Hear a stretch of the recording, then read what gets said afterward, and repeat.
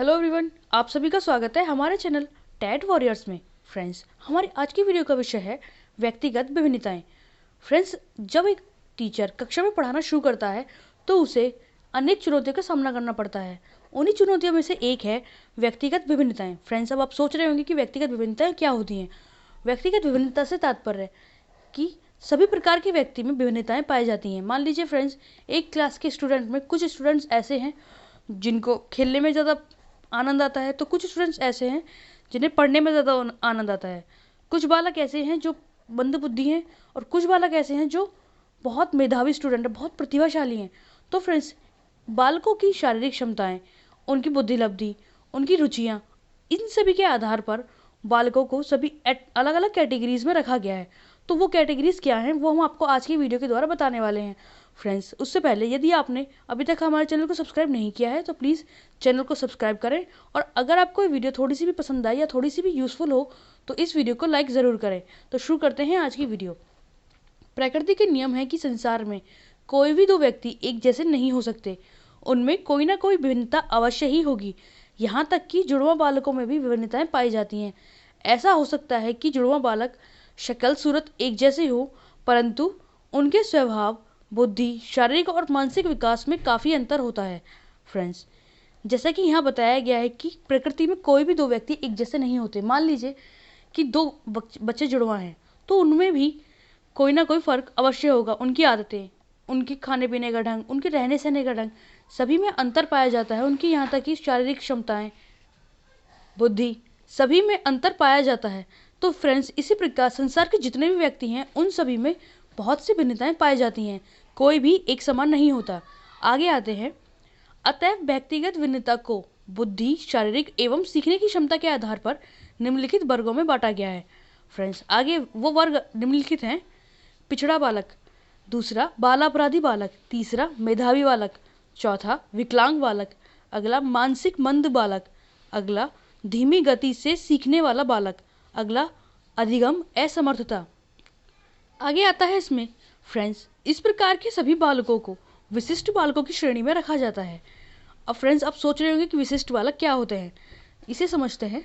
विशिष्ट बालक उन बालकों को कहा जाता है जो अपनी योग्यताओं, क्षमताओं, व्यक्तित्व तथा व्यवहार संबंधी विशेषताओं में अपनी आयु के अन्य सामान्य बालकों से बहुत भिन्न होते हैं। फ्रेंड्स, इसका तात्पर्य है कि विशिष्ट बालक उन बालकों को कहा जाता है, जैसे मान लीजिए किसी बालक की आयु 5 वर्ष है लेकिन वो कार्य 5 वर्ष की आयु के नहीं कर पाता।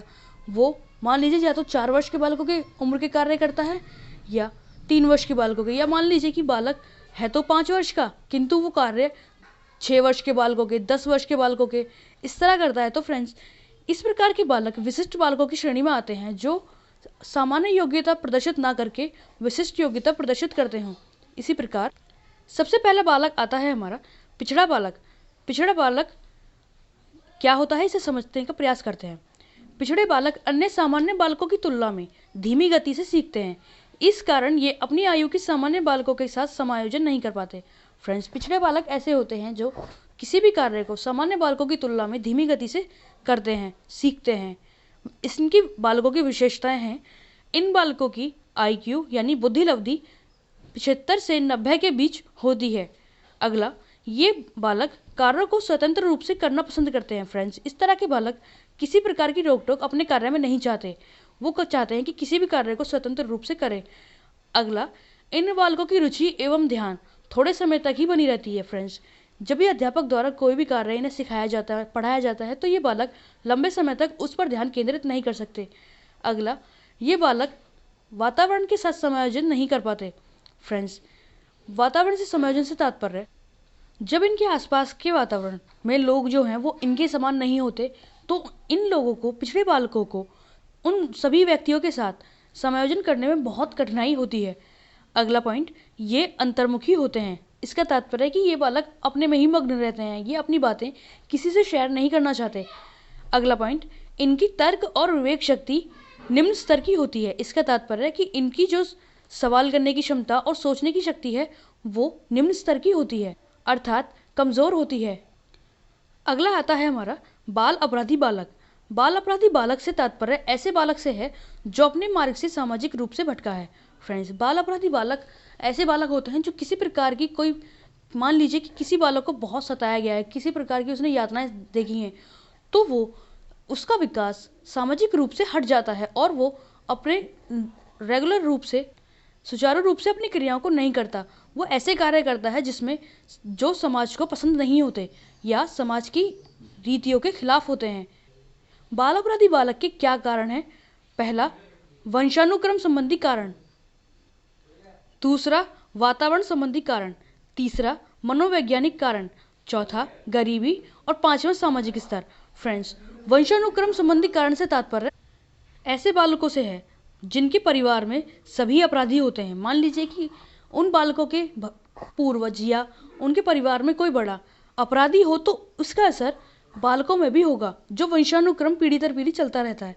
अगला, वातावरण संबंधी कारण। यदि बालकों के आसपास का वातावरण ऐसा है कि उसमें अपराधी रहते हैं या कुछ भी ऐसा है जो अपराध को बढ़ावा देता है, तो बालक बाल अपराधी बन जाता है। अगला, मनोवैज्ञानिक कारण। फ्रेंड्स, जो बालक किन्हीं कारणों से सताया हुआ होता है, दुखी रहने लगता है, तो वो बाल अपराधी बन जाता है।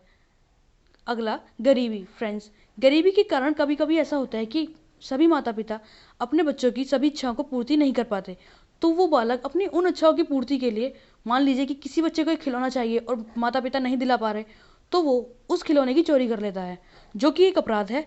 तो फ्रेंड्स, इस प्रकार अपनी आवश्यकताओं की पूर्ति के लिए बालक बाल अपराधी बन जाता है। अगला, सामाजिक स्तर।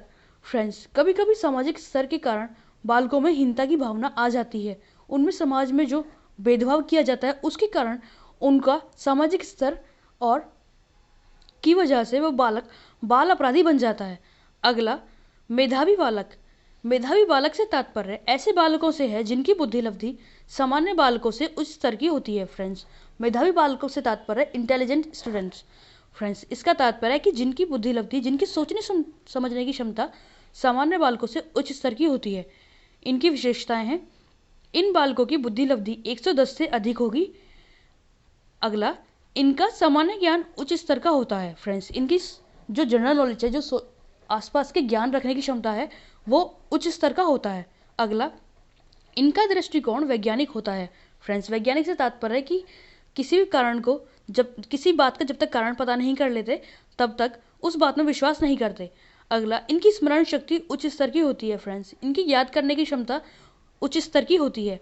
ये महत्वाकांक्षी होते हैं, यानी अपने ही विषय में सोचते हैं। इन बालकों का विकास सामान्य बालकों से उच्च स्तर का होता है। फ्रेंड्स, इन बालकों का विकास सामान्य बालकों की तुलना में उच्च स्तर का होता है। अगला आता है हमारा विकलांग या दिव्यांग बालक। विकलांगता से तात्पर्य किसी भी प्रकार की शारीरिक या मानसिक अक्षमता से होता है जिसके कारण उसकी समस्त उपलब्धियां अधूरी रह जाती हैं।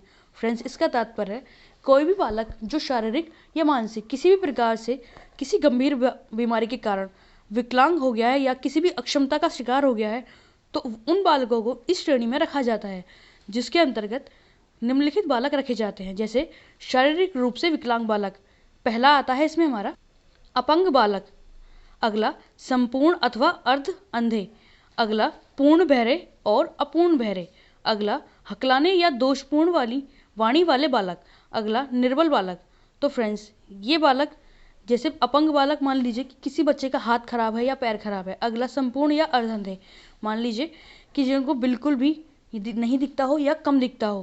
पूर्ण बहरे या अपूर्ण बहरे से तात्पर्य कम सुनाई देता हो या बिल्कुल सुनाई ना देता हो। अगला, हकलाने वाले या दोषपूर्ण वाणी वाले बालक, यानी जिन्हें बोलने में किसी प्रकार की समस्या है। निर्बल बालक से तात्पर्य जिनमें बल कम हो। अगले बालक आते हैं इसमें हमारे मानसिक रूप से विकलांग बालक।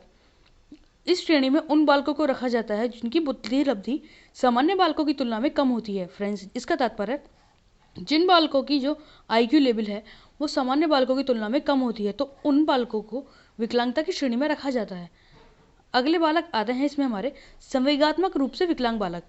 इस श्रेणी में बाल अपराधी और कदाचारी बालकों को रखा जाता है। फ्रेंड्स, जो बालक संवेगात्मक रूप से विकलांग होते हैं वो अक्सर बाल अपराधी बन जाया करते हैं, किंतु यह बात सभी बालकों के लिए लागू नहीं होती। जिन बालकों को अच्छे वातावरण में रखा जाता है, अच्छा प्यार, अच्छा स्नेह मिलता है, वो बालक ठीक शीघ्र ही समायोजन कर लेते हैं।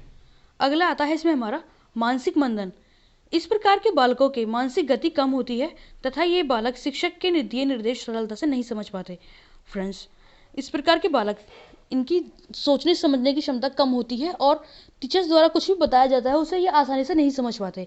इन बालकों की विशेषताएं हैं, इन बालकों की बुद्धि लब्धि 70 से कम होगी।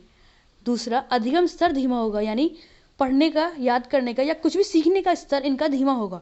अगला, शारीरिक रूप से हीन होते हैं ये बालक अक्सर कमज़ोर हुआ करते हैं। अगला, निरंतर अस्वस्थता, ये बालक अक्सर बीमार भी पड़ते रहते हैं। अगला आता है इसमें हमारा धीमी गति से सीखने वाला बालक। इस प्रकार के बालकों की सीखने की गति सामान्य बालकों की तुलना में कम होती है।